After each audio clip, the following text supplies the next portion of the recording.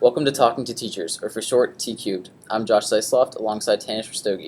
In this podcast, we will introduce you to different teachers and hopefully get to know them better as people along the way. We believe that behind every great teacher is an even greater individual. So today we have Mrs. Wentzel with us. How Hello. are you? Good, thanks. Thanks for having me. Yeah, of course. One of the main things we'll always kind of start out with is what made you want to become a teacher? Do you want the long journey though? Because that was not a decision that was the first thing. Okay. Yeah, definitely, yeah. Where'd you start off then?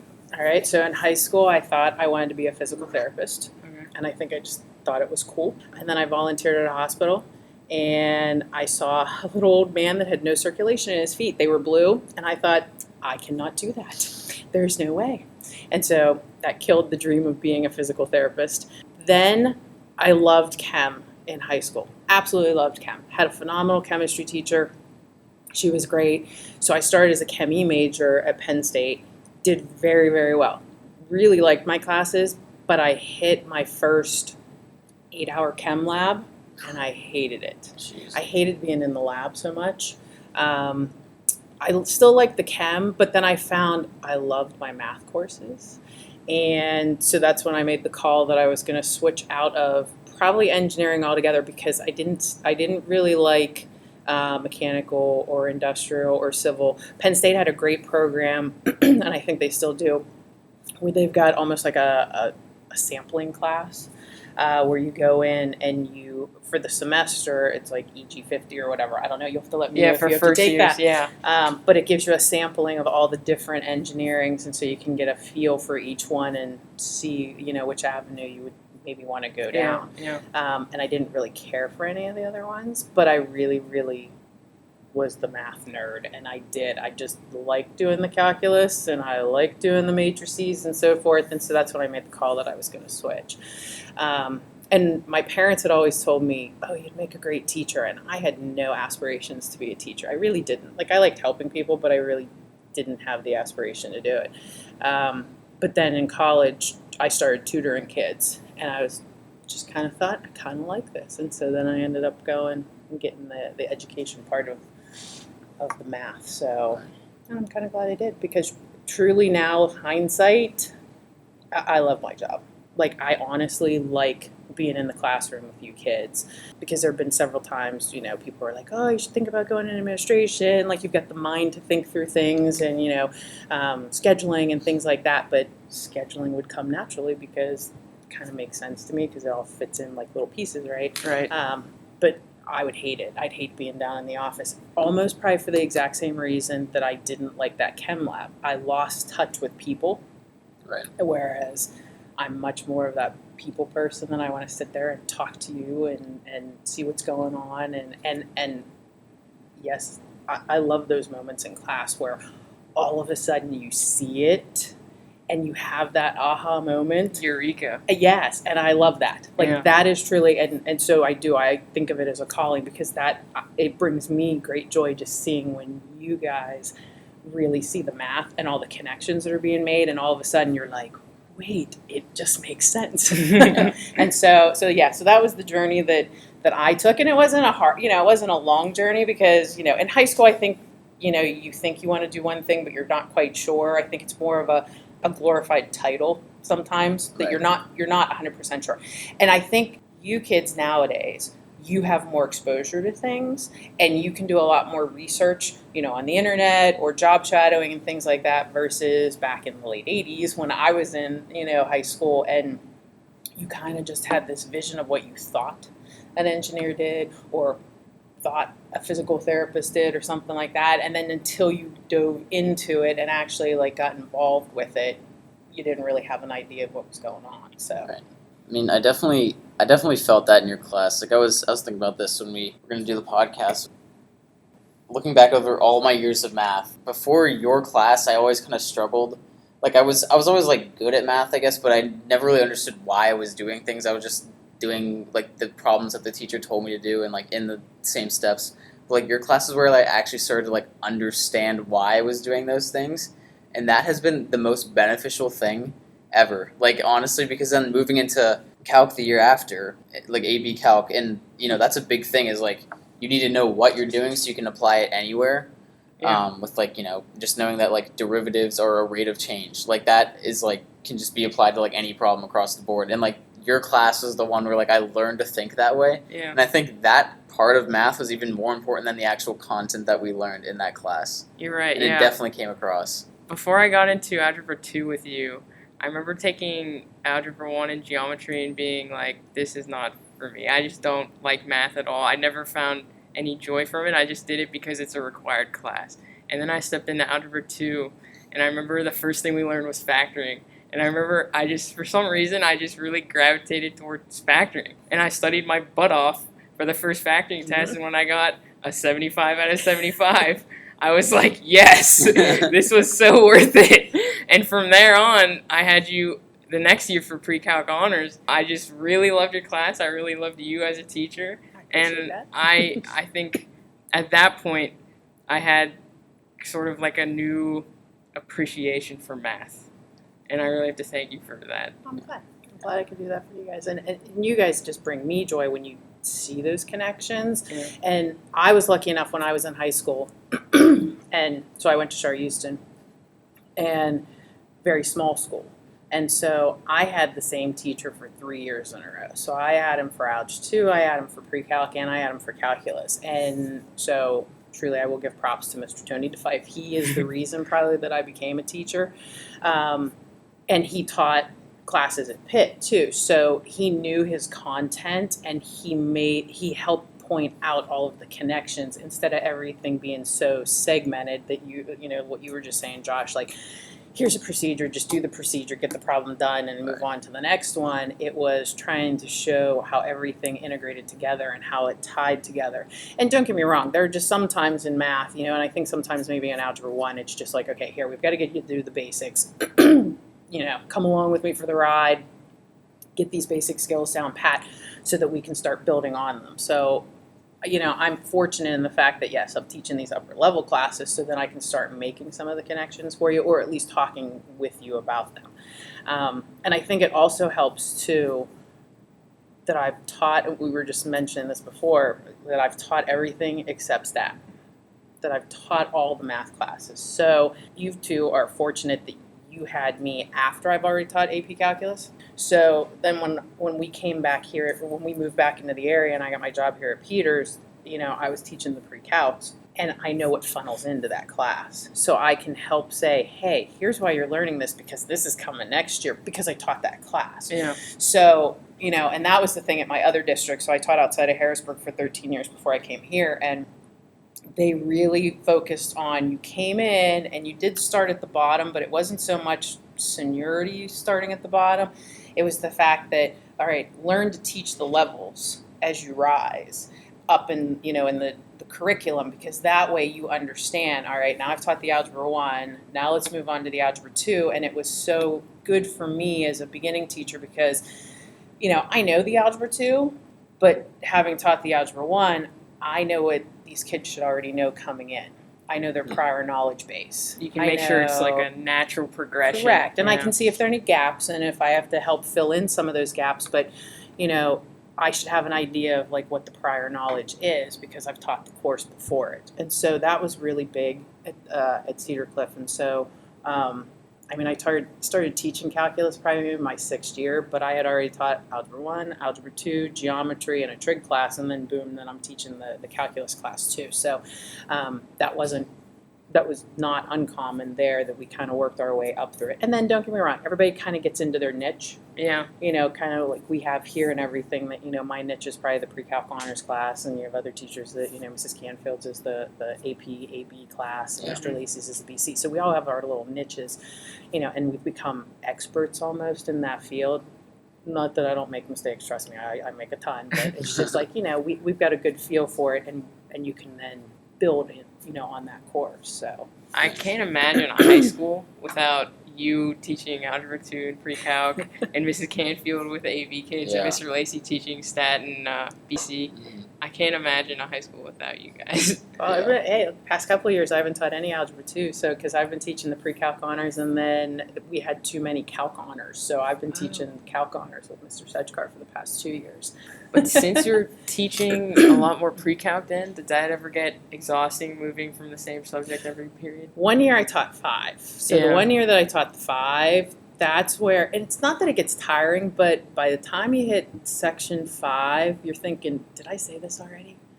As a matter of fact, I've said it 4 times, but did I say it the 5th time already or not? You know? So Yeah. it's not that it gets tiring. It's just that, yeah, by the time you're hitting that last section, you're just like, did I literally just say this seconds ago or not? Yeah. You know, that kind of thing.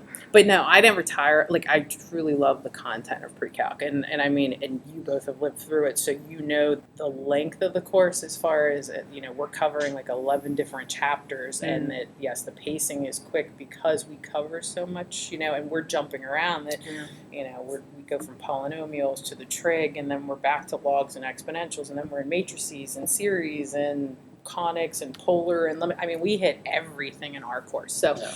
I think I like it just because it's so diverse that I get to jump around and play with the mathematics, because, you know, I am the math geek and I love the content of it. So So how long have you been teaching?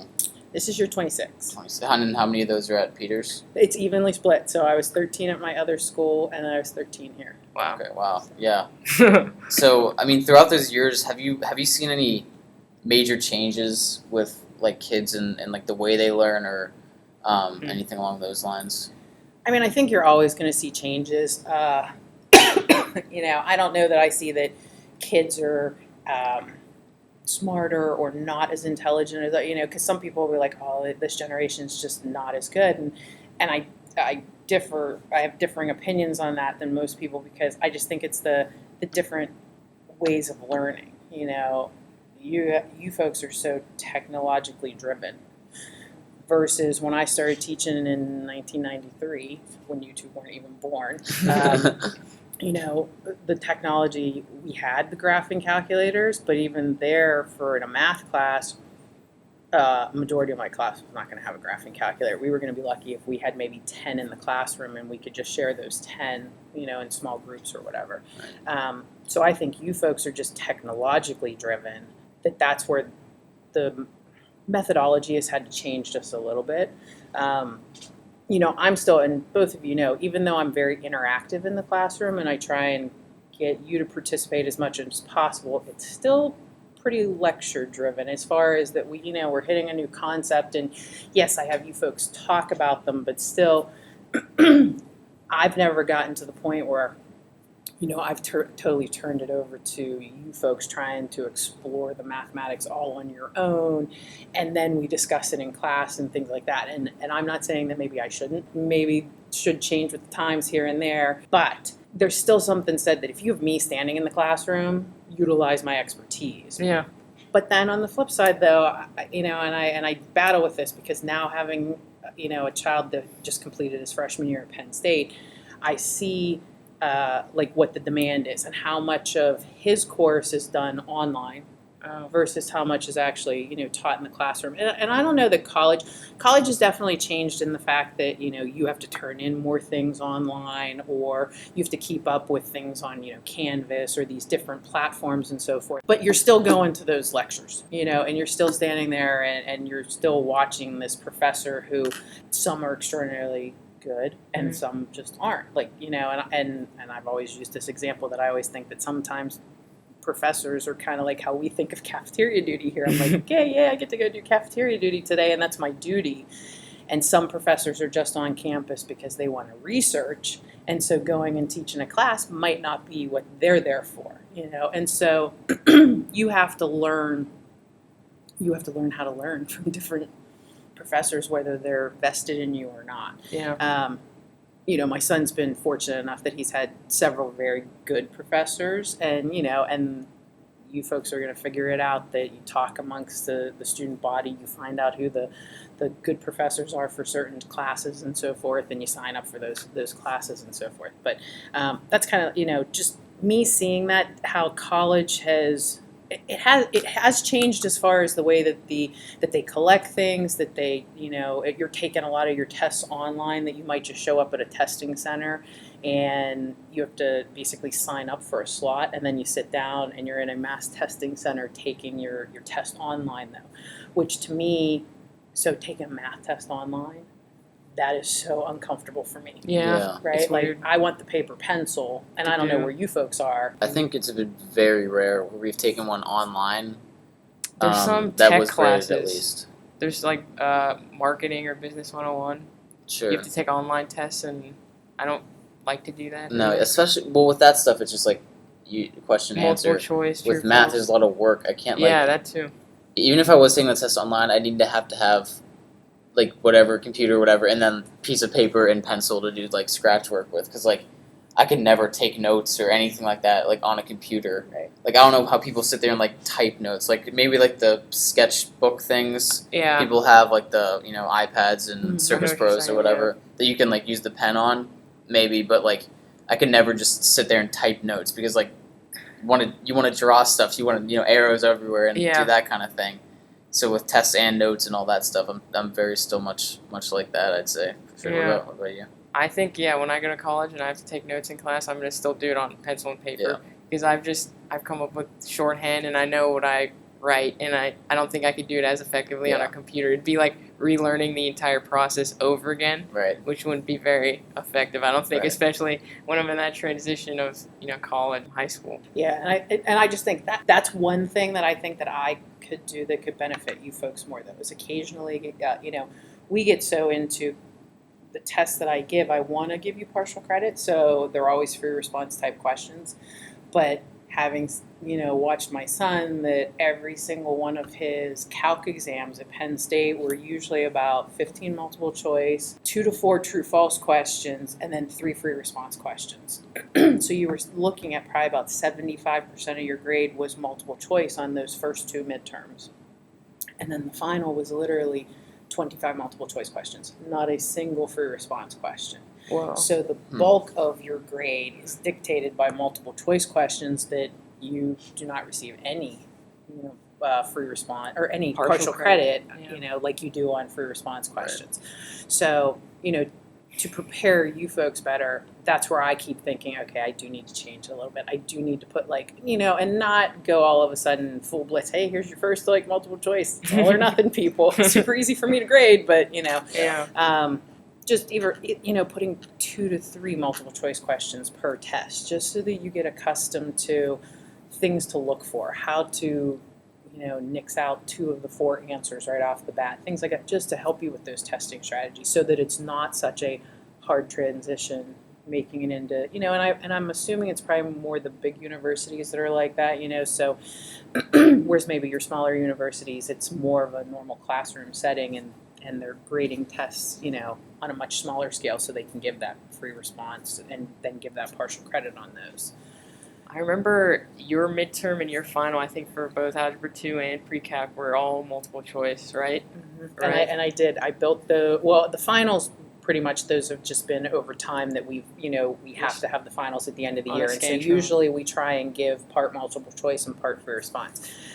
But with me teaching the Algebra 2s and then teaching the Pre-Calc honors, like that was my way of trying to build in like a standardized test of sorts Right. that would then be averaged in with your grade, so it wouldn't completely hurt your grade or anything, but exposing you to what's it like to have a bulk of multiple choice, because even in the midterm we always had a multiple choice section and a free response section, Okay. but still it gave you like 25 multiple choice questions that you had to be able to handle at one Right. time, Yeah. So I guess I have a little bit, but I think I could stretch it a little bit more. Yeah. I feel like the one place where our education was lacking is in midterms and finals, because if I'm remembering correctly, I think the only classes where I had a midterm and a final were biology, chemistry, Algebra II, and Pre-Calc. That's it. Mm-hmm. Whereas when we get to college, every class we take is going to have 1 or 2 midterms and then a final, for sure. Unless it's like a seminar class or something like that. But And those are going to be the bulk of your grade too. yeah, I mean, and just thinking and again, sorry, I keep referencing Penn State, but Yeah. that's what I'm.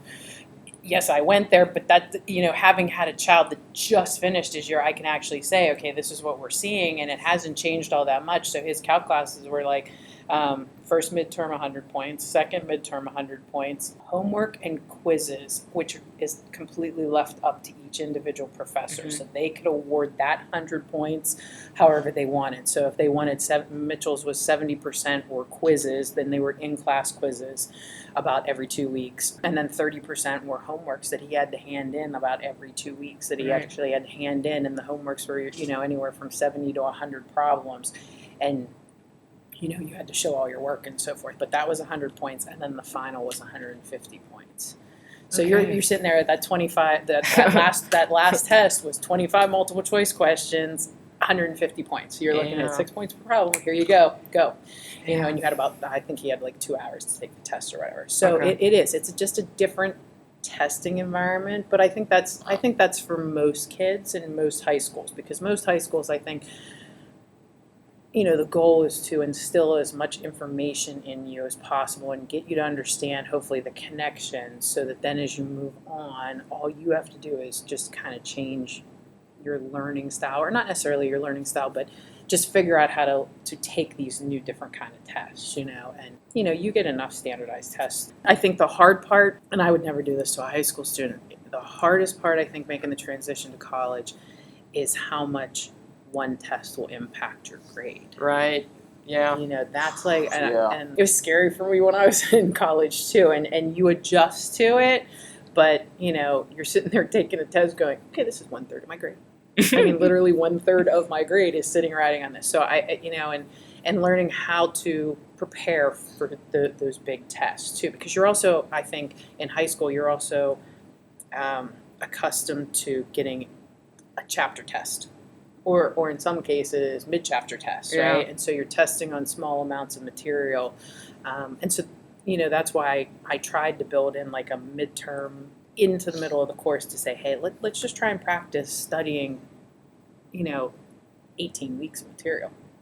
Which in a college setting would have been like half that, right? Because they're going to take your course and they're going to put it into a semester. But so, and everybody, don't get too freaked out, because everybody adjusts to it and everything, but it is. I think that's a big stress level for a lot of kids when they make that transition to college. And it depends on, again, where you go, because if you go to a smaller school, it may, be more of a trend like high school, that maybe they test a little more often, but if you go to a bigger university, you're going to run into where, especially your big freshman classes, that everybody's taking Calc 1, everybody's taking Calc 2, everybody's taking Chem 1 or Bio 1, or and it's these really big freshman general education classes that you have to take. That's where they're running this bigger scale of, okay, midterm number 1, midterm number 2, and final. And just learning how to adjust to it. But I remember you said, I think, the day of the final, instead of studying, you would just play cards. Okay, not the day of. It would be the hour before the test. The hour before? Yes, that was, and I was going to say the Wentzel way, but at that point it was the Scott way, because that was my maiden name. But an hour before every test at Penn State, I would have to just stop studying, because I would stress myself out. Trying to study that last hour, and I'd spent hours or even days already studying for these exams, so that last hour was not going to do any good, except for me to allow my anxiety level to rise more. So I'd pull out a deck of cards, and I would sit there and I would play solitaire for an hour, and then I'd go to my exam. And I did it all 4 years, and it was just my coping method of how to just deal with the stress of the exam. Did you do it the first final you had? I don't know if I did. I think it happened somewhere in my first semester. I know that I realized that I would get too nervous for some of these big exams, and I just had to find something to do to kill that last hour. And that was another thing too, because at a college campus or in a college scenario, you're not in the classroom, or you're not stuck in school for 7.5 hours. Right. Just waiting for that period to come. You might have 2 or 3 hours of class, and a lot of my exams were at night, so they weren't given during the actual class time, because they were longer. They were like an hour and a half, or an hour or 2 hours. So you were given that syllabus the first day of class, and it just would say, in October, whatever, show up in the Forum building at 7 o'clock. Mm-hmm. And so you had to wait all day to take the test. So you could really freak yourself out, kind of, thinking through it. Yeah. And I think things have changed. I mean, like, and that's what I'm trying to say. So a lot of these schools are going to this online testing where they give you a 24-hour or a 48-hour window, and you have to sign up and then go to the testing center and then sit in front of a screen taking this test. And I've never ever had any of my students do that yet, and I question now, should I attempt to do that? Should I get the Chromebooks one day and try and run a test like that where, you're still, and I emphasize this, that I would tell my students, have that paper and pencil sitting in front of you, but then you're just typing the answer in. Yeah. Right. But that brings another degree of that you have the answer right on the paper, and what if you just transferred it wrong? You typed it in wrong. Do you know what I mean? Yeah, I've done that a lot. And I think everybody's done that, Yeah. when you're bubbling in an answer on the SATs or something like that. So I think it's a skill that, it's a good skill to learn. So that's where I think that's like how I think that education has evolved, that like we're, how much technology to bring into the classroom. Right. How much do you both have had, having had me for class, realize I am very much analytical. So I expect you to be able to show the work and understand why things work, instead of just going to the calculator and hitting a couple of keys and letting it spit out the answer for you. Like, I want that to supplement the learning, to say, okay, we've done it by hand, now look at what the technology can do for you. Yes, it is a time saver, but then, okay, now we can also explore these harder, more difficult problems too, because now we can use the calculator to find like the zeros or do whatever, but you already know how to do that by hand too. So that's always been, I think, part of my teaching style, is making sure that the technology supplements, your brain is still the most powerful tool that you have, and I always say that, the batteries in your calculator can die, but you're going to sit there and you could still take a test, and you can muddle your way through. So, Right. That's always been an important thing, I think, the way that I try and do teaching. So I don't think I've changed that part of it, but I do see that technology has come in more and taken not its toll on education, but it's definitely, become a main part of the educational process now, and each person has to decide how much of it they're going to put into their classroom to supplement, or do you turn your classroom into an online class. The one place where I feel kind of doubtful is in high school. I don't think I've ever been really too stressed out. Maybe like for an AP test the day before, I might have been, I probably was studying with Josh, and I might have been a little bit stressed, but not to the degree where it was nerve-wracking. Like, when I think about college finals and midterms, it's nerve-wracking. Yeah. Do you feel like our class are going to be ready to handle that type of stress? We all had to make that transition when we went. Like, I had to make that exact same transition when I went to Penn State, and all of a sudden I've got 3 tests, and okay, this is my grade on these 3 tests. But I think it depends on how much you feel that you've prepared yourself walking into that test. And and both of you guys have put the time in when you to study for material, and you're vested in your learning. That I also think that you're gonna be nervous, but I also feel like you're gonna walk in going, okay, I know the content on this because I went to class, I did the homework, I I took practice tests. They still give you, they post things for you. You actually have more access than I ever had. There's another, benefit of the technology is you can Google something and try and find something immediately, right? Mm-hmm. And like when my son was studying for his calc exams, okay, you Google Penn State Math 140 sample exams, and boom, and it comes right up on the Penn State website that the math department posts 5 sample exams per midterm. Huh. So they have them right there, and they have the answers, not the solutions, but still they have the answers that you could at least do the problems and then check them. Yeah. So you have the access to really prepare yourself. I think where your generation, and I don't know if it's any different than mine, I think you have to learn to balance. Like, I think that's where kids your age, I think, have a really hard time of balancing sometimes, that you want to take 7 AP classes, and you want to play a sport, and you want to have a job, and there are just so many hours in the day, and even though you guys see me that yes, teaching might be my number one in your eyes. Okay, my family's number one, right? So I'm a mom first, and yes, all of you become Wentzel children, and you know that. And I really do mean that. It was funny when my kids were really little. It would always be, they would call, like, my high school kids my big kids, right? And they were my little kids. And I'm like, well, now, like, Elliot's going on 16, Mitchell's 19. Like, they're right there with you folks. It's the same age. Right. But that's the hard, like, I'm a mom first. So when I look at a lot of you and I see, like, I don't want you to overextend yourself. I do want you to push yourself, but okay, find your balance. Yeah. Find your limits so that you know that you can be successful in the, the areas that you choose. And like going forth in college, you're going to run into that class that's just a bear.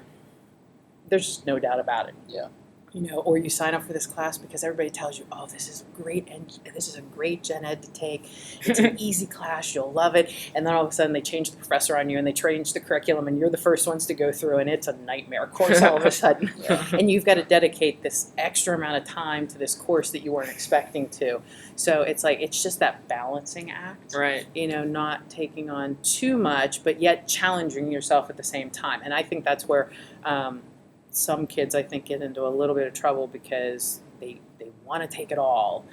And me as the mom, and if the people come and they're like, what do you think of this schedule? And I'm like, do you have enough time to enjoy your senior year? Do you have enough time to enjoy parts of high school and not just study 24/7 and have no hours left, that I think that's really hard because I think everybody is push, and in a lot of areas that's really good, but I really think that there's a need to teach how to balance and picking and choosing things and prioritizing things and teaching or learning coping skills too, because you're right, the stress is going to be pretty high at times. And so what coping mechanisms do you have? And some kids, their coping mechanism is just to buckle down and keep studying and keep studying.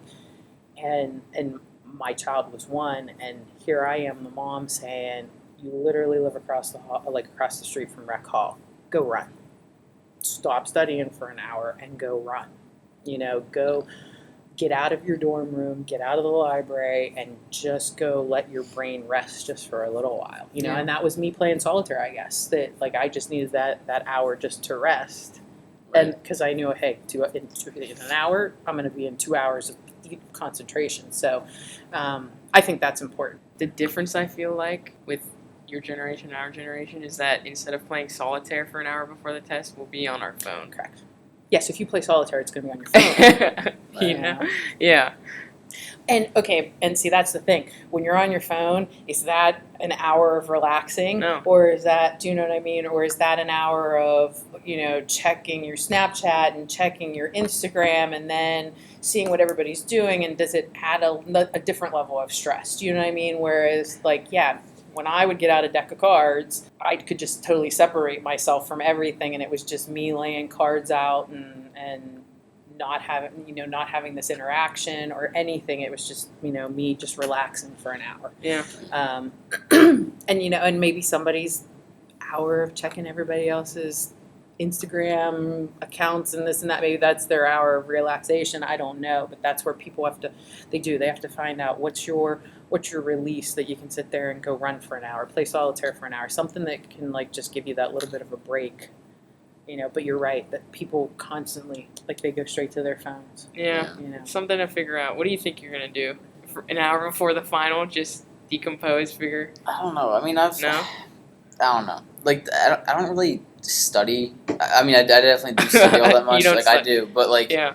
I don't know. I feel like especially this year, I don't feel the need to nearly as much as before, just because I don't feel like there's a lot going on. What I'm more afraid of is we just get everything handed to us in class, and from what I hear about college, it's not really like that. No. It's okay. We'll hit the hard stuff in class, and the rest is on you. Learn this chapter by tomorrow. That's the way I feel in physics, because there's not enough class time to master the concepts in school. But we still hit everything in class. That's you what do. I'm saying. You touch over I don't it, think but I've ever gone home and we didn't learn this in class, but it's going to be on the test. That's what's scary. But I mean, you don't know. Master it and to really feel confident with it, for me at least, I have to go home and practice it by myself. That's the only way I can succeed. Sure. And that's exactly what I'm going to have to do for this AP test, is I'm going to have to go through all the concepts that I'm shaky on, do some practice problems, and get back. Right. But And you are right, because they're not going to hand you necessarily a study guide that says, hey, here's the layout of the test. Or, it'll give you maybe topics on the test because, maybe if it's testing the first 5 weeks of the class and then they give you just a sheet, like your syllabus just shows, okay, here are all the topics that you covered. And then you go back through all the homework assignments or what you were just saying, they're going to hit certain topics in class, but yet you are still responsible for these 3 chapters out of the book that you need to read on your own. And if you have questions about any of those, topics or concepts, then you've got to come to your professor and ask questions and things like that. And it's just getting used to that, I think sometimes kids get angry at me because, yes, I'll teach a concept, and, well, we're just doing conic sections right now. So I teach conic sections, and then I don't throw a curveball on the test, but I throw you a problem that you actually have to think through, like, okay, wait, how does A, B, and C relate to each other, and how do I solve these things? But it wasn't exactly what the exact problem I gave you in class. Yeah. But you have the skills to figure that out. That's we talked about that in an earlier podcast as higher level learning. Mm-hmm. Like, that's what education we believe should be in the future. Yeah. Is you should have these tools in your toolbox, and then you should be able to use them later throughout your years. That's what Mrs. Olf said. Yeah.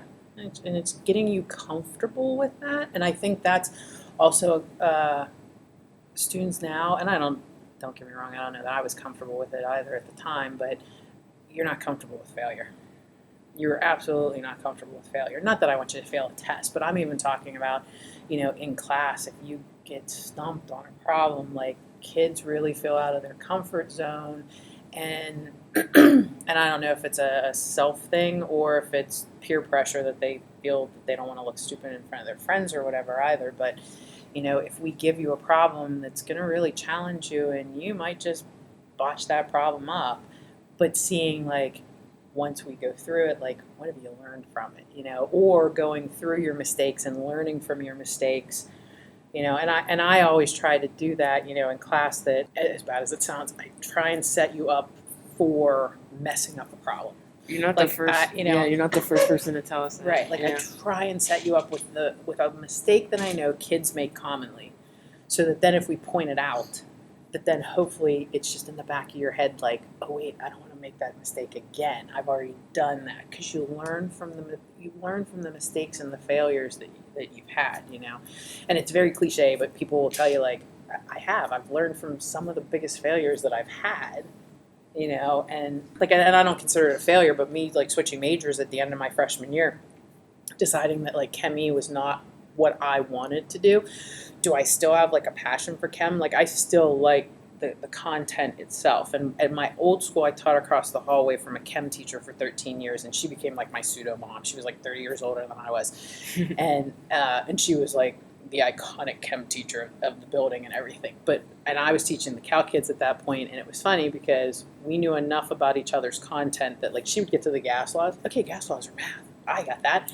And we'd switch class for the day. I'd go over and teach chem for a day. She'd come over and teach calculus, and it would just be kind of fun just to kind of, mix things up a little bit. So, I don't consider that I failed, like, wanting to be a chemical engineer or whatever. I just didn't like it enough to want to do it. But, okay, I gained so much from that first year of taking those engineering classes, and just my analytic way of thinking and everything. And so it's like, that's where I think students have to get comfortable with that it's okay to not understand it, and to try and really dig down and figure it out.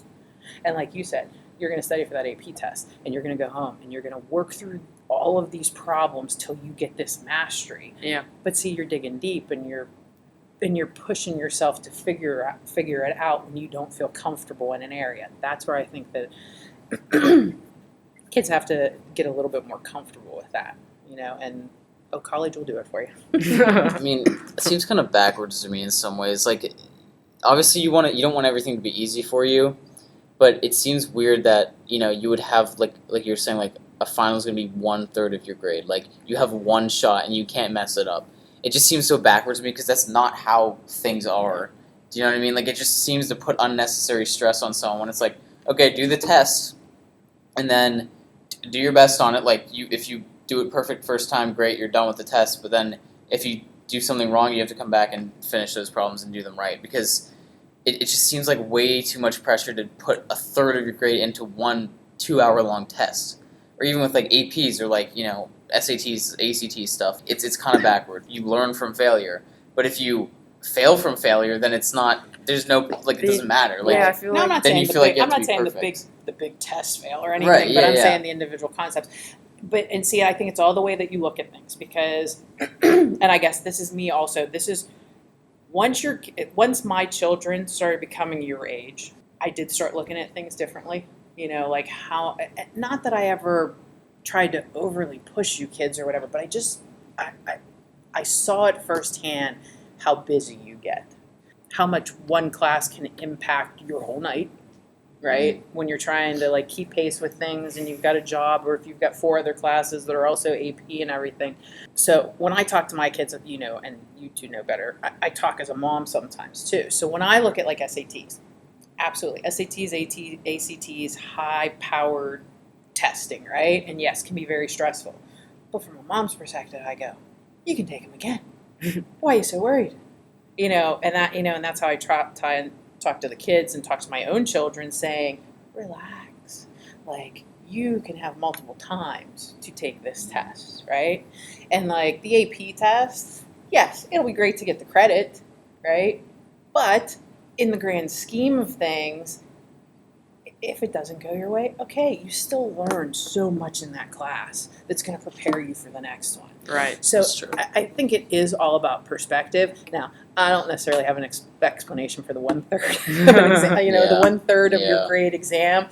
I'm not a president of a college, so I don't think I'm changing that anytime soon either. But Yeah. and it's not all of them. Do you know what I mean? It's Right, not yeah, everything. yeah. A lot of times, and a lot of times, I think it's unfortunate.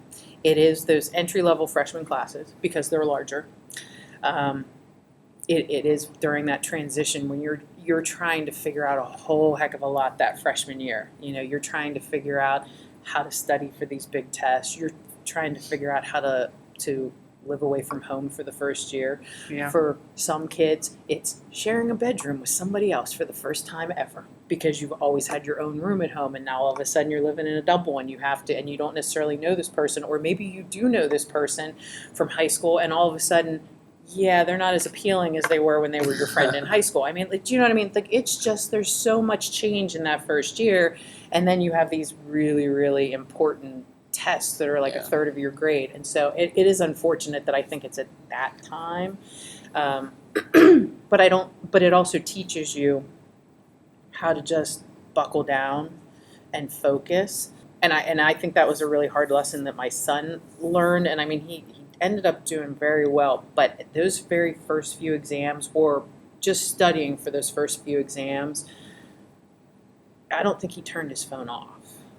So, you know, and this is why I always tell you folks when you come in and you're taking a test with me, turn your phone off, not on vibrate, because you feel that vibration, like, you know, in your book bag, or you hear it on the chair, or it's in your pocket and you feel that, and it disrupts your strain of thought that you had when you were in the moment of whatever problem you were working on the test, right? Right. And when he was studying for some of these big exams, I don't know that, you know, his girlfriend would text him or this and that, and I might text him for that matter, but he would answer, you know, and finally I think it hit that, okay, wait, I can't always stop studying to answer this, or just even that hearing that phone vibrate and realizing, like, I'm sorry, some of you, it's like, I sit there and I watch these kids it's like they have an itch and they're like, I just got to check who texted me, you know, Right. because they just have to know, well, who did text me? Was it, you know, who was it? And what did they say? And I think that's where that was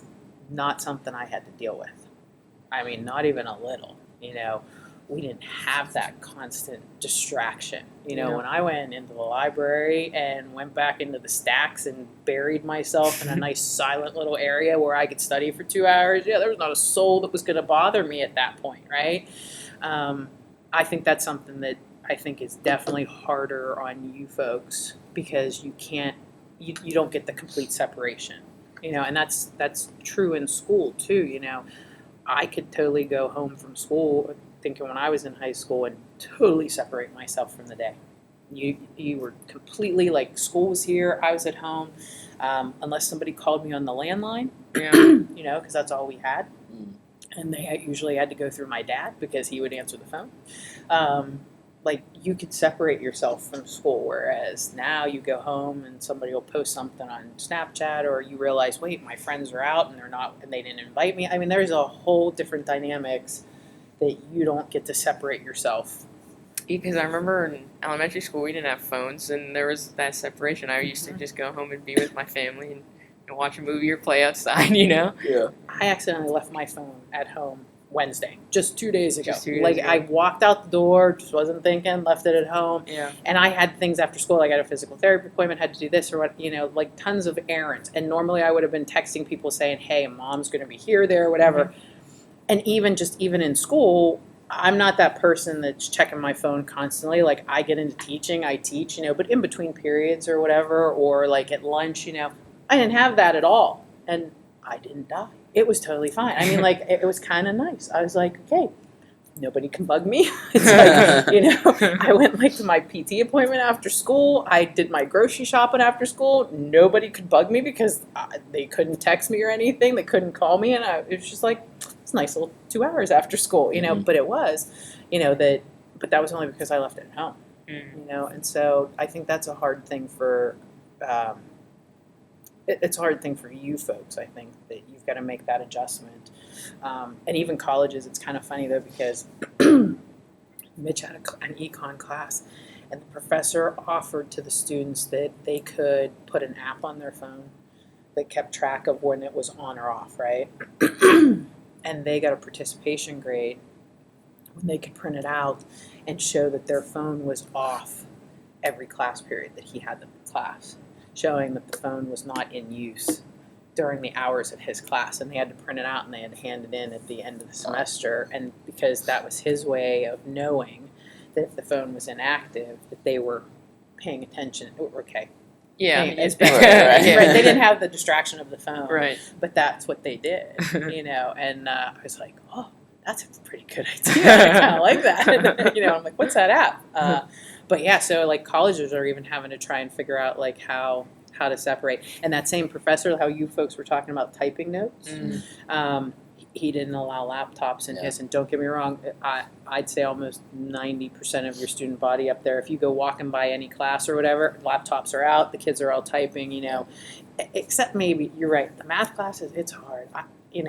It took me forever. You don't even have to understand. Having started teaching in the early 90s to where we are now, it took me a while to like start typing tests. Right. I mean, I've been doing that now, and we have certain programs that it makes it a whole heck of a lot easier to type it. But I would never dream of taking notes No. On a computer. on a computer, Right. And like you said, unless it was like the Surface or Right, the yeah. iPad where you could actually write on it. But still, I don't know. There's still just something to me about paper and pencil, and I can write as small as I want, and I don't, and I can flip back and forth Right. instead of like sliding pages or whatever, Yeah. So. I mean, the fact that we're so integrated with all this technology and stuff, like it almost seems that we should be allowed to use that stuff on tests. Like whenever I'm doing homework, I'm like, oh shoot, I don't know this problem. Let me look up the problem. Someone's already done it. I can learn how to do it from them. Which is why the whole, problem solving rather than just application of knowledge rather than problem solving is going to be very important in the future. And I think that's the way things should be going. Is like you have these problems on your paper and you can do it right now, and you can use your phone or laptop or whatever to help you, and that's what you have, because that's a resource that we always have at our disposal. And whenever we go into the workforce and we're like, oh, I don't know, for engineering, for example, like, oh, I don't know how to get this program loaded on this robot. It's not like, well, that's it. All right, failed the robot and getting fired or whatever. You look it up and you learn from it, and then you use it, and then you can teach other people how to do that. Okay, I'd say two things. If you're able to use your phone on a test, it kind of defeats the purpose of a test. Because it's basically how well do you know your stuff. And if you have a phone, I mean, it's kind of game over at that point.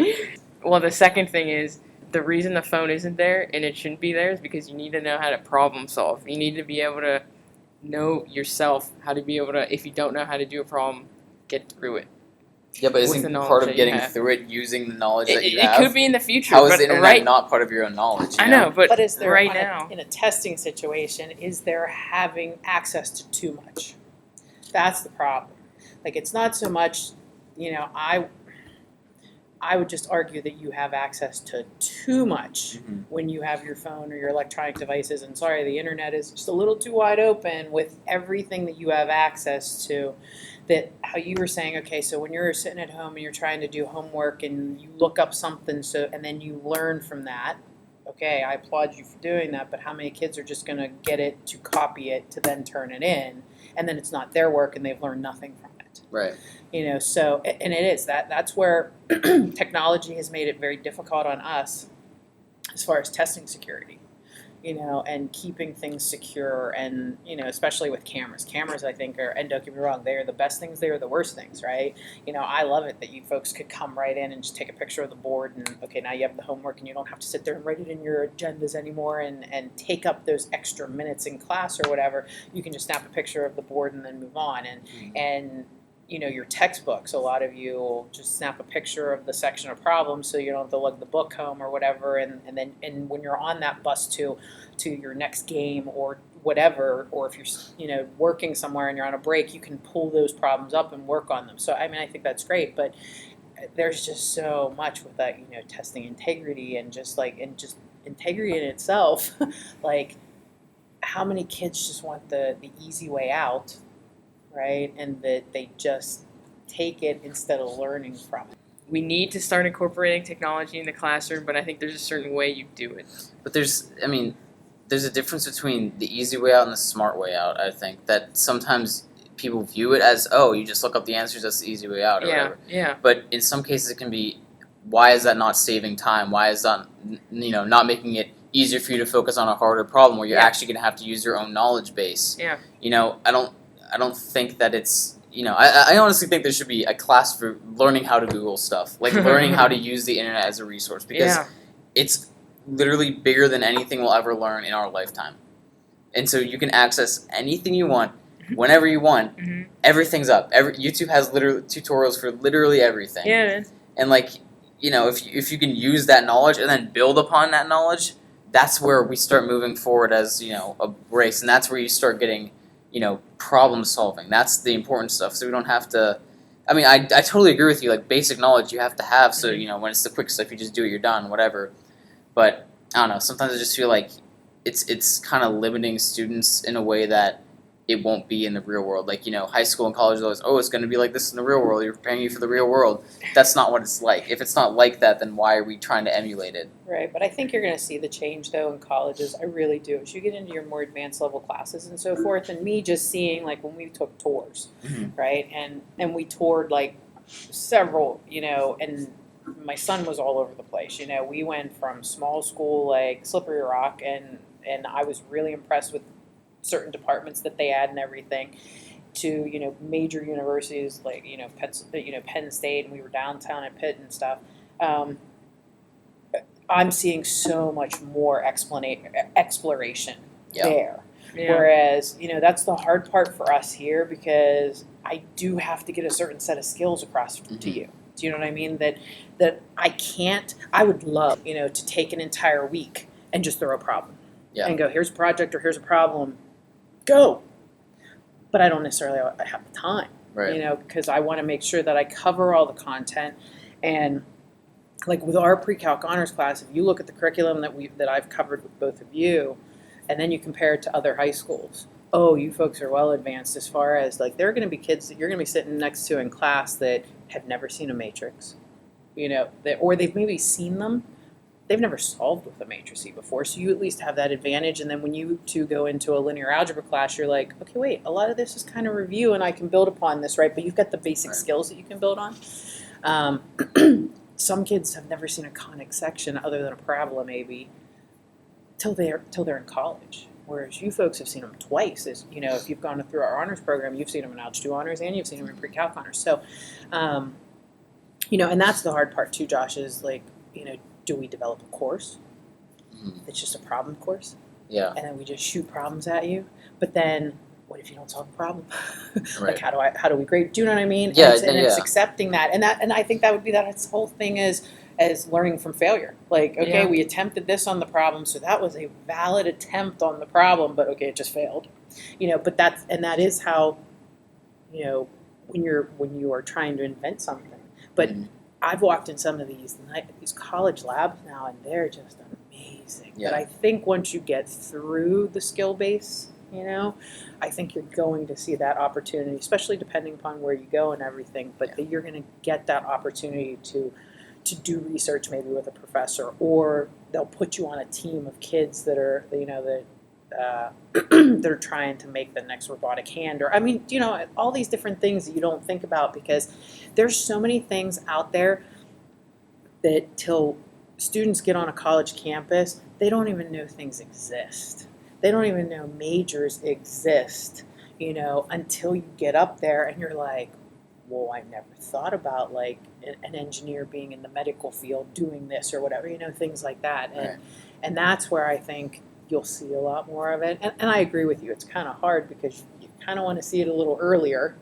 I mean, it's not even that. Like, I understand it probably would never happen in high school, but maybe in colleges more.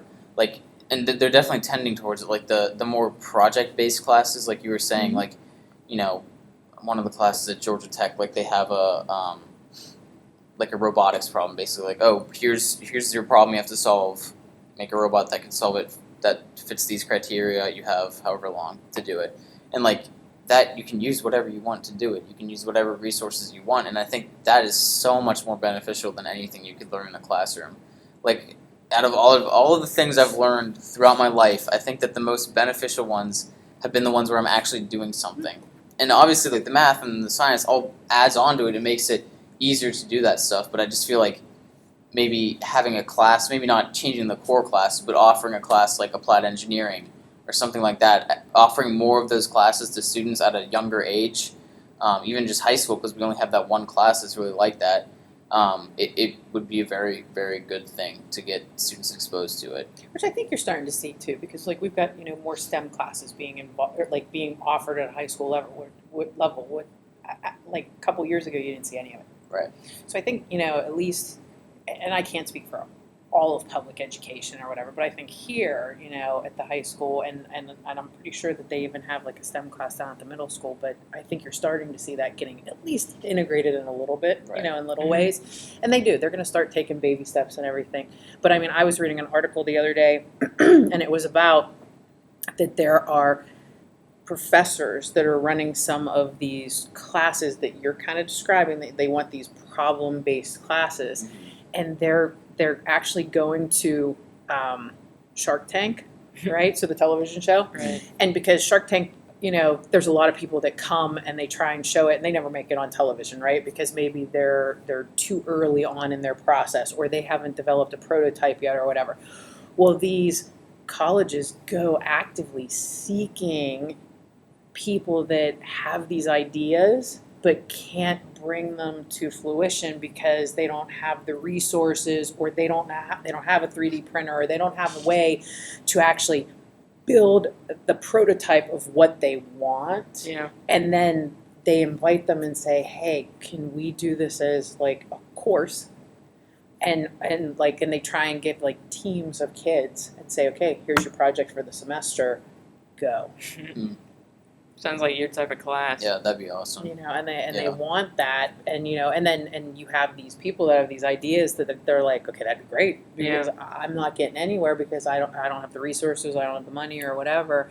But they have the thought and they have the idea of what they want, but they need your brain power to get it to actually happen. Yeah. So.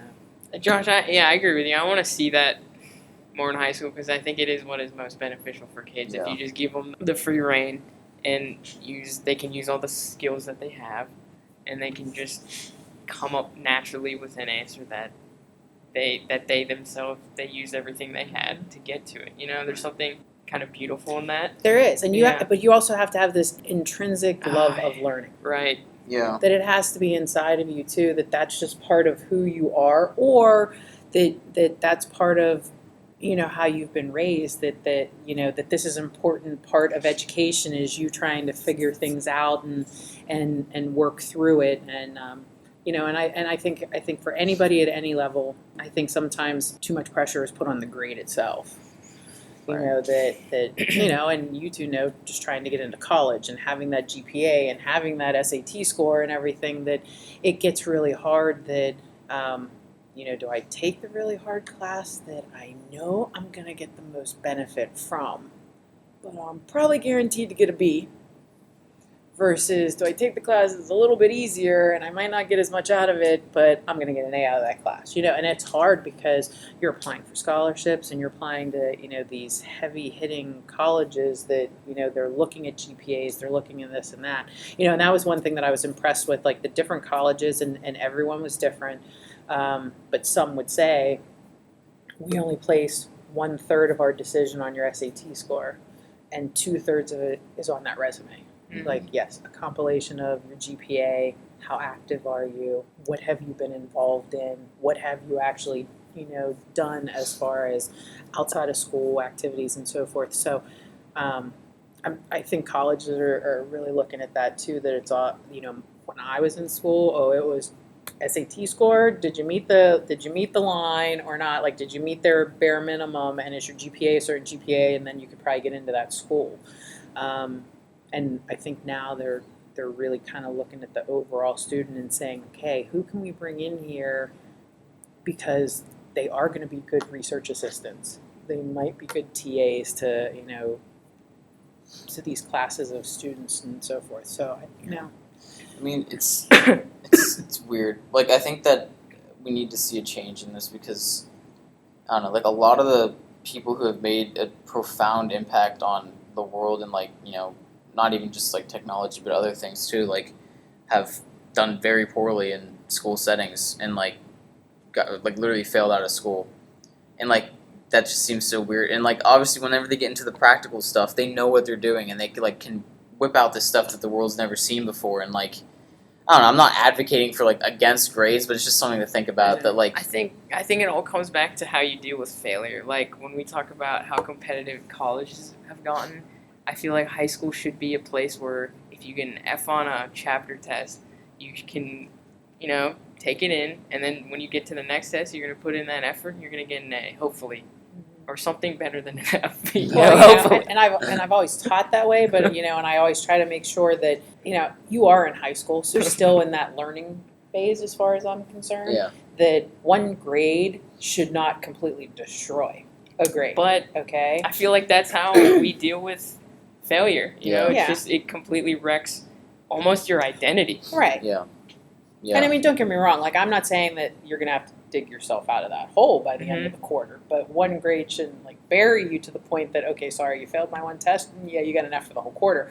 That you can dig in deep. You can learn from those mistakes. You can work hard, and learn how to take advantage of the resources that you have. I think that's another thing that both of you will learn too. You don't understand something, you have to be your own advocate, right? And so you definitely have to assume a lot of your own learning, but go and see that professor. Go during those office hours. Go find out where there's a study, a study session for the test or something going on. That's where, here in high school, I think you're kind of handed that a little bit as far as, okay, let's get ready for the test. Let's have a review day and things like that. You're not going to necessarily see that in class. And from day to day, I think high school students are okay.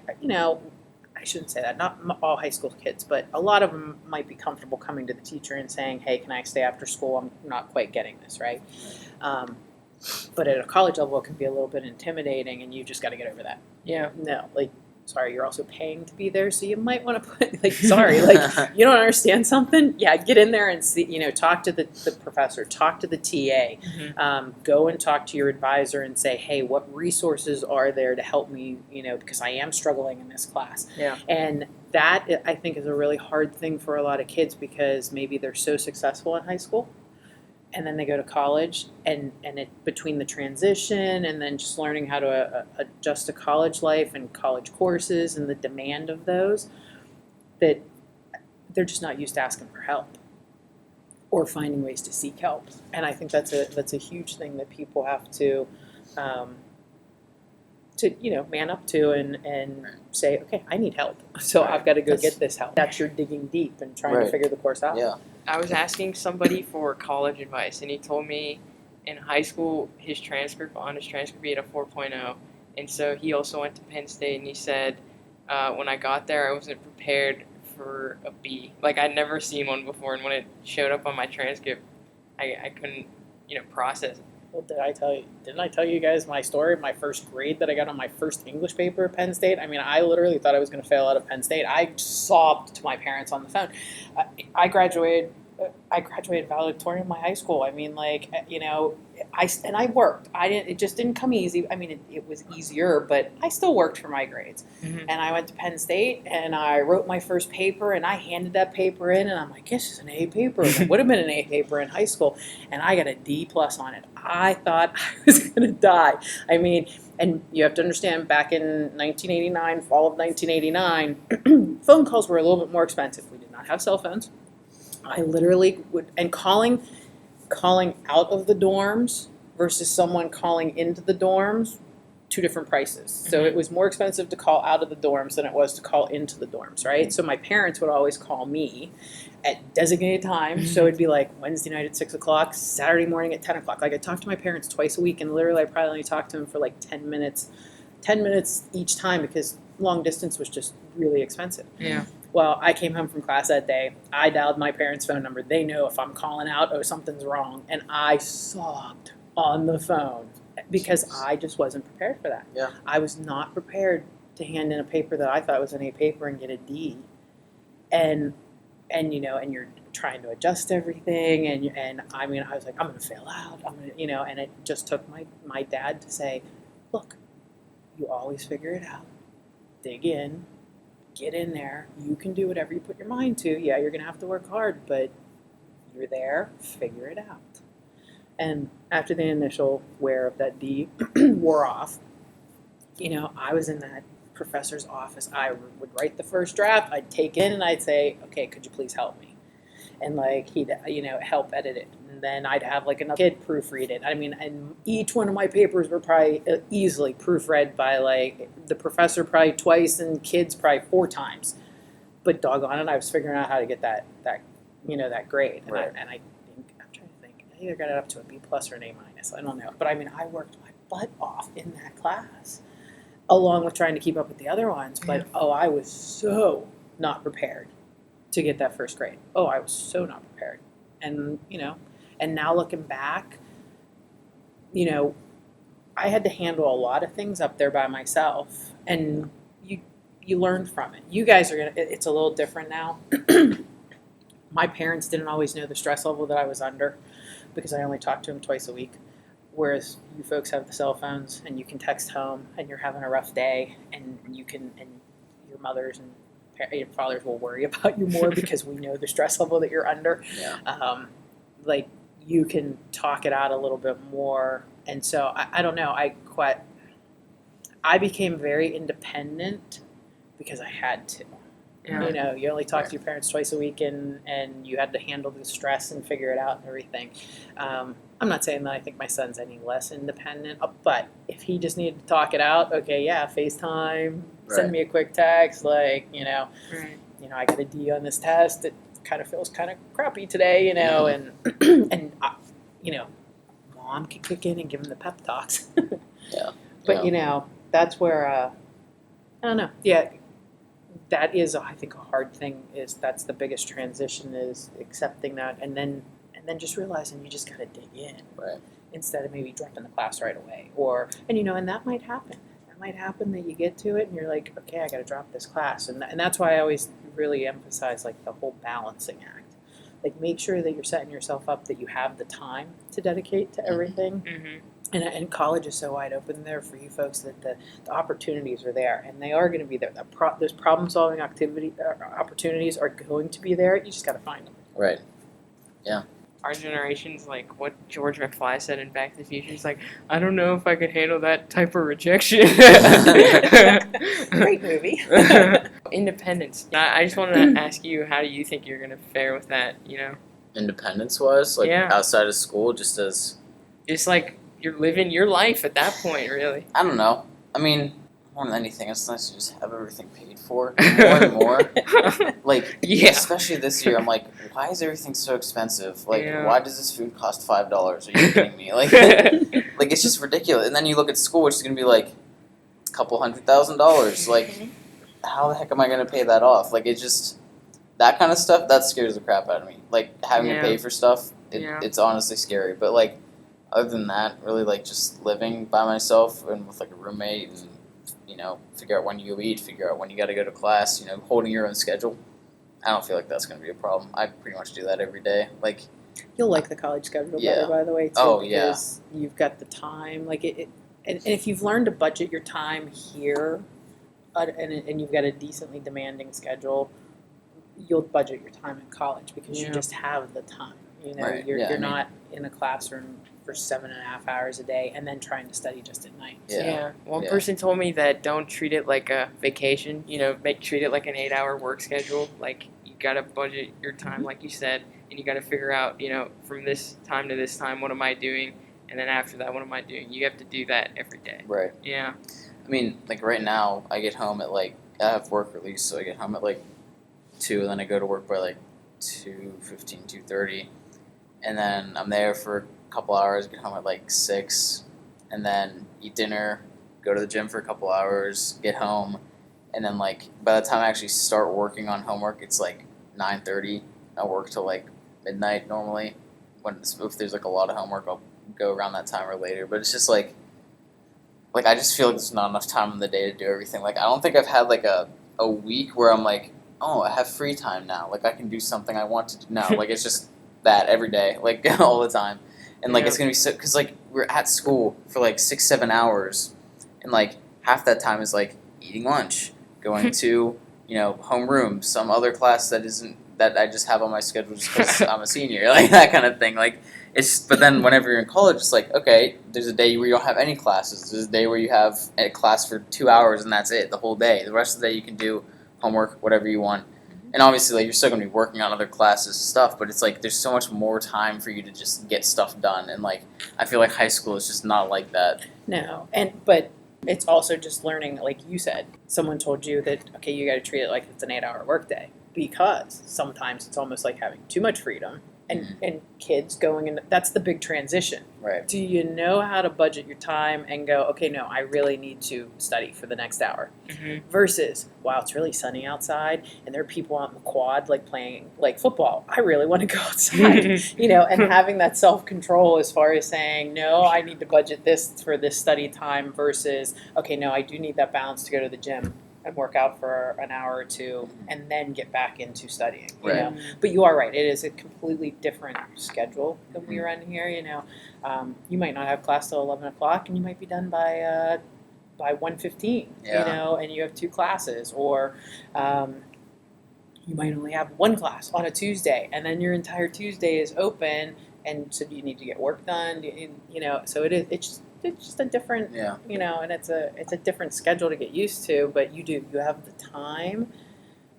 But depending upon the class, they are going to be a lot more difficult than maybe what you've been pushed at a high school level. Although I think some of our classes here have definitely pushed you kids. I mean, you've definitely when you get in, and I'm just talking about our math department because obviously I know, but when you get into the BC calculus and everything, and you're into that Calc 2 curriculum and everything, I mean, it's not being dummied down or anything by any stretch of the means. You're learning everything that's in that class. And then you've got to sit down and then take a test on all those integrals or all those polynomials, and everything. And I know you guys are preparing for the AP test or whatever. And that's where, you've just got to have the discipline to sit there and go, I really should do these 50 integrals because this is going to benefit me if I sit here and do these 50 integrals. But nobody's checking it. Mm-hmm. Mom's not saying, hey, did you do your homework today? I wasn't going to be that mom always saying, hey, did you do your homework today? I have to trust my kid to a certain extent, and I have to say, okay, how are those grades doing? And you better not shock me at the end of the semester when I finally do see the grade report, And so, it's having that self-discipline of, okay, these aren't getting checked, but I really should do these 50 problems if I really want to master this content so I can perform well on those high-stress tests. Yeah. So that's where, if you do that effort and then you put that time into it, but a lot of it is time that you have to say, I need to do this, not the professor saying, hey, I'm collecting this, and I think in high school that's where kids, okay, they'll do the work knowing it's going to get collected, but it's going to get put on the back burner if it's not going to get collected, right? And to an extent, some of it's time, it might be a time issue or whatever. But yeah, in college, that's where you have to decide, now, to do well in this course, I have to do this extra work. For me, I've got the doing the work outside of class part down, because when we study for AP tests, that's naturally just what you have to do. You have to take the concepts that you have a problem with, that you're not as good as you want to be at. You have to take those ones and practice them.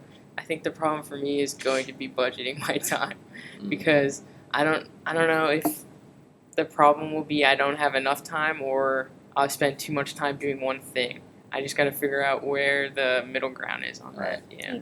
And don't get me wrong, you're going to be functioning on Canvas, so everything is on that calendar for you, and you look at that calendar and you'll know when due dates are, and that pretty much runs your life for all your due dates. Looking at when are upcoming exams coming, and you're going to have your own version too. So, that's adulting.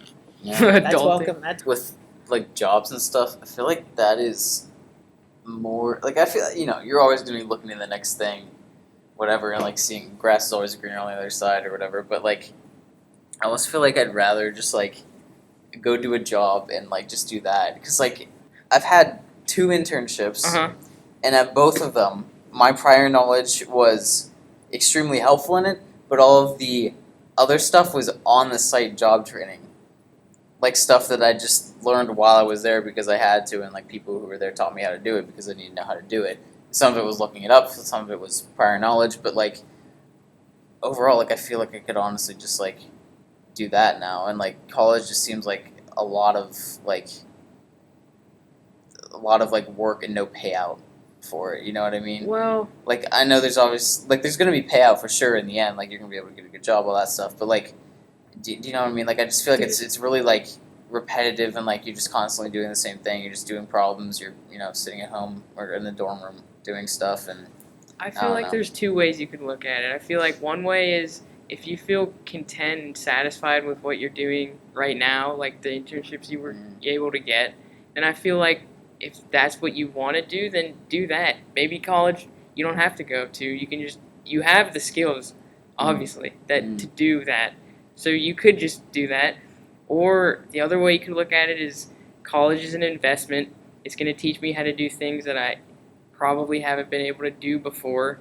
And so when I go join the workforce, I can do things that are on a higher level than what I've been able to do before. Right. If I want to advance in the job that I'm presently in, do I have the skills to advance to that next level? Or am I missing something? Right. And you're going to find, I think, when you go to college, yes, you're going to have to take gen eds, all right? And you're going to have to take the 2 English classes and the 2 arts classes and the 2, but it's so different though there, because when I say like arts classes, and don't get me wrong, I was never the artsy person or whatever, but I get to take like the history of rock and roll. It was one of the coolest classes I ever took at Penn State, and just now my knowledge, and I'm not a musical person by any stretch of the means. Talk to my children, because when they would be little and having a Guitar Hero, my brain could not even translate to my fingers to like keep track of the colors on the screen. Like it just does not happen. Guitar Hero was the best. But I would epically fail at it every single time. Give me an integral and I'll just dive right into it, not a problem. But like with that, like just that knowledge that I have, like it just makes the appreciation better. Or if somebody's talking about music, I can be like, oh yeah, this happened in this sequence just because I took that class. Do you know what I mean? And so you're not pigeonholed into, you must take only this art class. Oh no, here's this like assortment of 150 different, very diverse things that fit under this art umbrella. Pick 2 classes. One, and because obviously, my son's looking and he's trying to pick and choose and everything too, but like one was web design. Okay, that's like an art class. Well, okay, he was like, that's kind of useful, like that, and he was looking at that. But he ended up like he took an anthropology class. Hard class. Really loved it though. Like his professor had been on like 20 trips to Israel and like would bring his like artifacts in and everything. And so the interest is just so, your interest level is just going to be different. Right. That you're not going to be in necessarily classes that you feel like you have to take. Yes, they are a lot that you just have to check off a box, right? But you're going to have the choice. You know, like one of my science classes, I took meteorology. It was really cool. Yeah, my brother said the It same. was really, really cool. Like Mitch has taken it's like meteorology and it's called severe and unusual weather. He goes, oh, I can't wait. He goes, you know, my prof's going to be like a tornado chaser or something. Like, I mean, like, do you know what I mean? Like, it's it's just not your, like, you've got to get out of the whole high school mentality of here is this, like, you know, little course selection book and these are what you have. And we here have a decent amount to choose from compared to other schools. But it's just so different, you know, and you know, and I understand that they'll always give you the catchphrase, we want you to be a well-rounded student, but I see it now, you know, being in my 40s now and looking back, I'm like, it's kind of nice to have the knowledge that, you know, whenever my room is 86 degrees and the hallway is 75 degrees and I make the joke, it should be raining in my door. Yeah, it should be because there's a front or something like right here, you know, and that knowledge that you have that's outside your content area, that it's kind of, it's interesting though, you know, and then you're going to get into your major,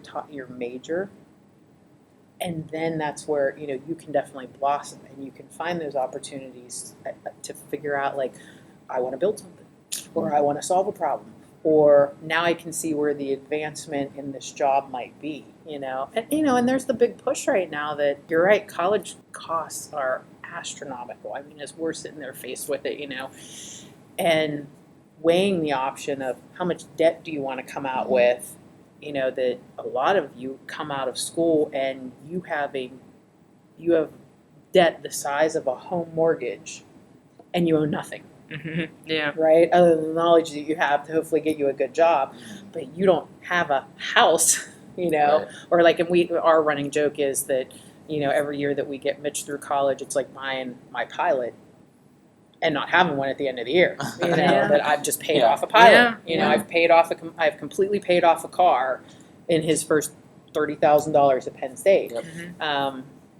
You know, so a lot of people I think are contemplating that, you know, trade school versus going to a 4-year college, or, you know, but you have to look at the profession that you want to go into and how do you get that advancement to the next level, you know, and a lot of people I think, and I have friends that are in their 40s, you know, like with me, and they maybe only went to like a 2-year business school, right? And my one girlfriend like works for FedEx. Well, she's going back to school now just to complete the 4-year degree because that'll get her to the next step and get her to the next like pay level and the next level of management that she's in. But, you know, she's doing it now. So it's really hard, you know, that, you know, I always pray that all of you kids find your niche, because I truly, me with teaching, I feel like I found my niche. I really do. Like, I honestly love it. You know, I contemplated for a couple of years, like, did I want to branch out and go teach at a college or whatever? Because you do. People were always like, you should go teach at a college because you can teach math and then your kid can go to school for free, or, you know, get the tuition or whatever. And so there's always that in the back of your mind. But like, I just love your age level and I love working with you kids, and college is just such a different animal that people are just showing up and it could be a class of anywhere from 40 to 400. And I'm not getting those relationships that I build with my kids and how I get to know you and, you know, and can talk to you and everything. And I would miss that too much. That to me would have been the equivalent of being in a chem lab, like 8 hours and then, you know, not having that interaction. So that's where I think it is, you know, that I always hope that you folks find your niche, but at the same time, I also hope that you find, like, I don't know, some scholarship, some fellowship, something that's going to help subsidize the cost to it. And, you know, the money's out there, but it's almost like a full-time job just to find that. You know, looking for money if you can find it to help you get through and everything. Yeah, it is. It's tough. And a lot of colleges, too, you have to prove yourself there because everybody's coming in on a very uneven playing field as far as, you know, what's an A at Peters Township versus what's an A at Shar Houston versus what's an A at some school in Ohio or something.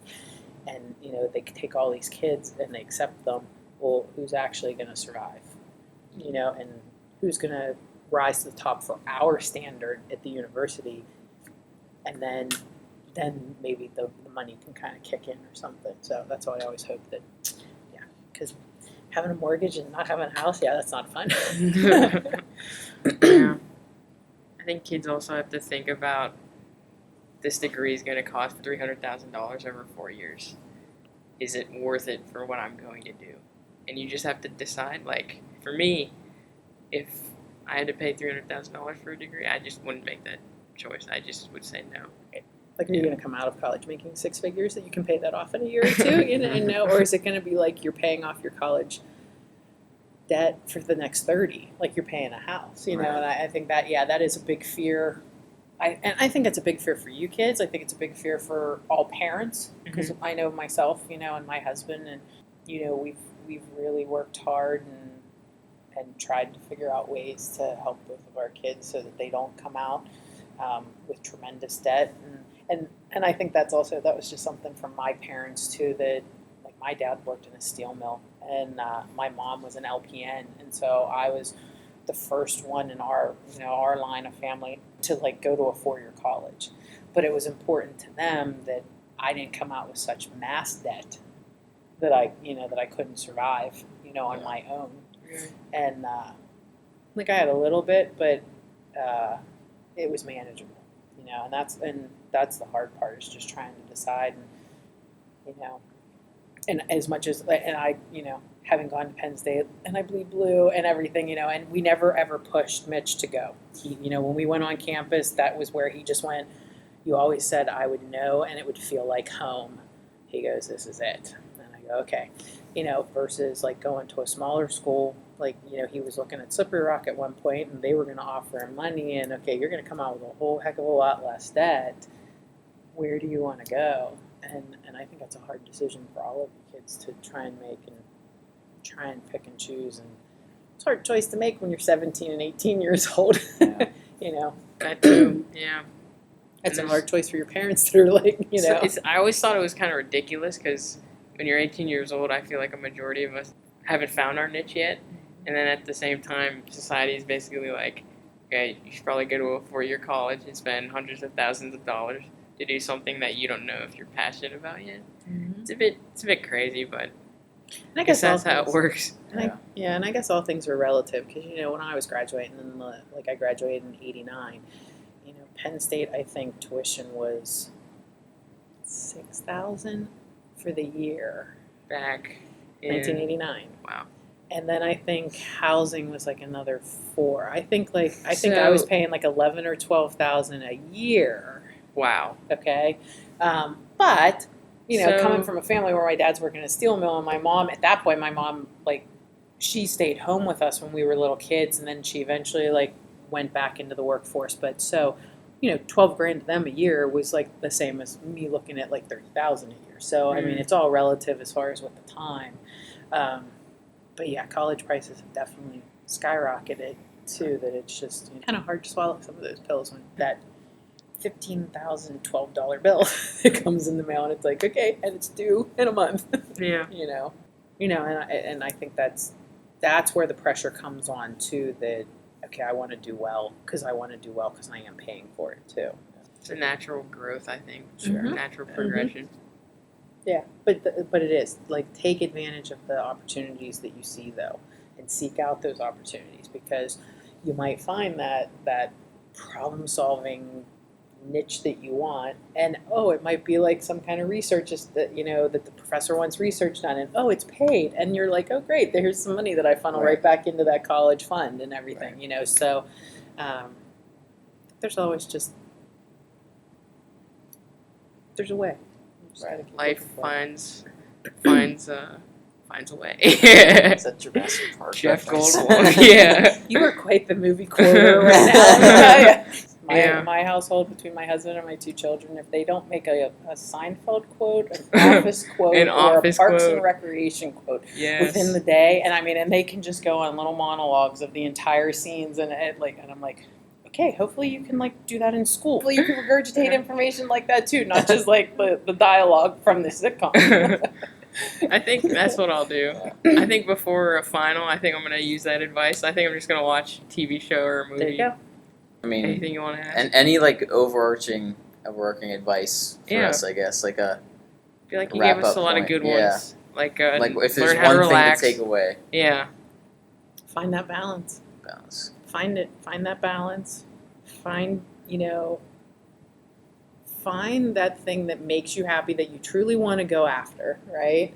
And don't have this preconceived notion going into college that you think you know it already until you get up there, until you explore all the options and say, oh wow, I never thought about like morphing these two majors together or whatever, Yeah, it's exciting. like go in with that open mind of like, okay, I think I like this, Yeah. but have that openness that you're just like, oh wait, here's a new avenue that I'd never thought about going down. Right. And then the other thing is just finding that little bit of balance in your life. So find that thing that is going to be your coping mechanism whenever you start getting stressed out and everything. Because I think that's a big thing that a lot of kids really struggle with, is just how to cope with that first failure. I mean, Yeah. and I crashed and burned. I'm telling you that when I got that D, I mean, I crashed and burned. And I mean, yeah, and I dealt with it. And yes, I overcame it, but it took a nice little phone call from my parents and me sitting there and needing that pep talk because I just was not prepared for that whatsoever. So, and you're going to have your ups and your downs, and you're going to have those classes that you have to like really dig in, to do well in and so forth. But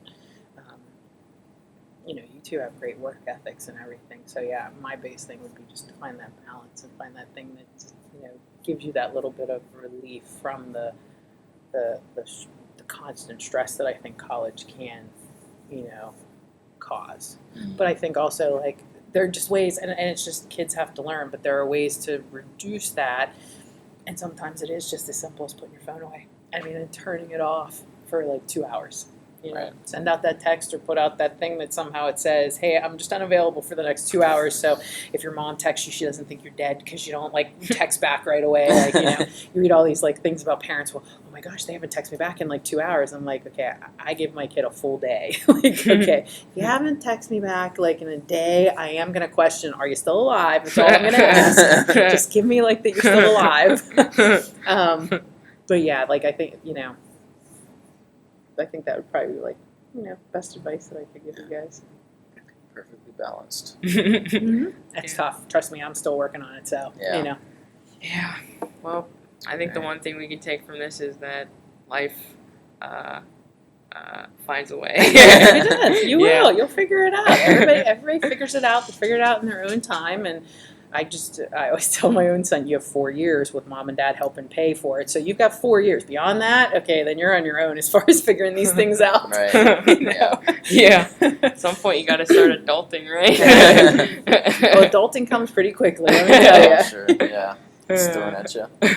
It is, and you'll enjoy. I think you will. You will enjoy the freedom of the college life as far as the non-time commitments that you have, like of high school. Yeah. You've got your time commitment of class, but you have that. There's a whole heck of a lot of time that you can utilize if you budget it well, Yeah. and then you can have that balance.